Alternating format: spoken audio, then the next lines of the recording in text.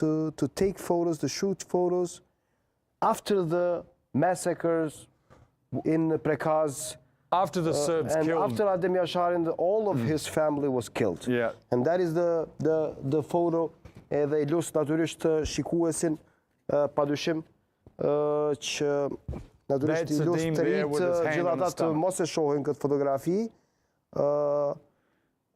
po natyrisht për shkak të peshës historike që e ka, ne detyrohemi dhe natyrisht për shkak të misionit që kemi si gazetar, në kuadër të këtij 25 vjetori të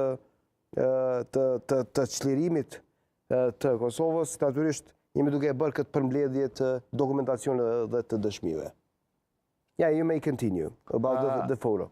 Yeah, after the Serbs had destroyed the village and killed everybody in Prekaz, they moved the bodies to this shed and they let the press, they welcomed the press to come and witness to the proof. I guess they believed truly that the death of Adem would be the end of the KLA.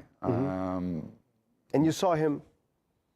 That's when I saw him in the shed there. That's when I realized our interview was not with Hamza, but was actually with Adem. What were your feelings when you saw a whole family killed, murdered? That was after Croatia and Bosnia. When you saw a lot. Yeah, I've seen a lot, and there was the same situation happening in Kosovo, and that was in the sight of all international press and international media here in Kosovo. Were you afraid that the same situation in Bosnia will happen in Kosovo also?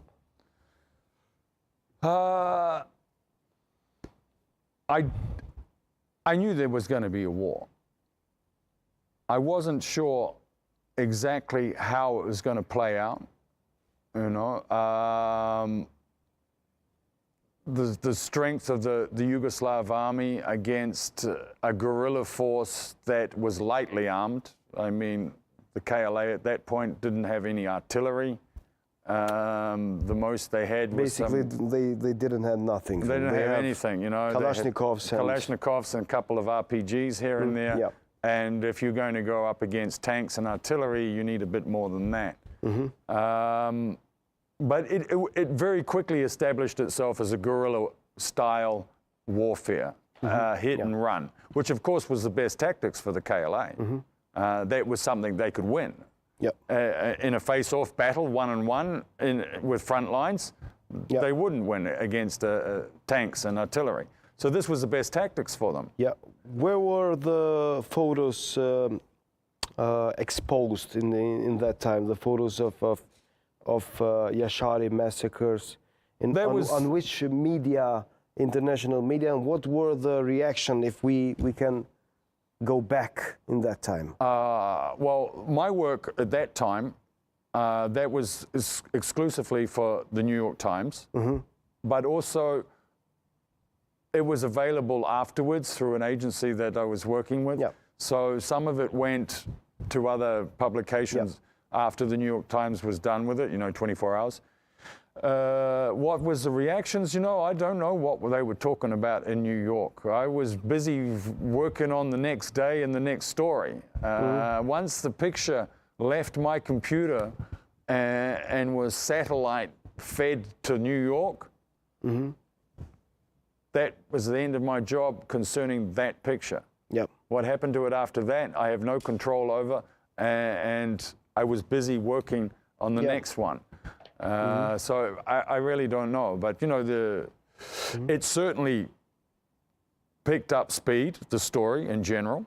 Lots more international press started to arrive, especially after Prekaz. After the Prekaz, so, you know, the reaction was, oh my God, another Balkan war. So everyone was expecting another war to happen here in Kosovo, and maybe another reaction from the international community, not like in Bosnia and in Croatia. Well, I think everybody would actually hope that it wouldn't be drawn out as long as it took the international community to get involved in Bosnia. Nobody would wish it to take that long. You know, 3.5 years of war, nobody really wants to fight for that long. Yeah. And Everybody how do, hoped to- wait, how do you remember the Kosovars during that time? Maybe you have met journalists from here, from Pristina. Oh, yeah, and also yeah. in the Drenica. What was the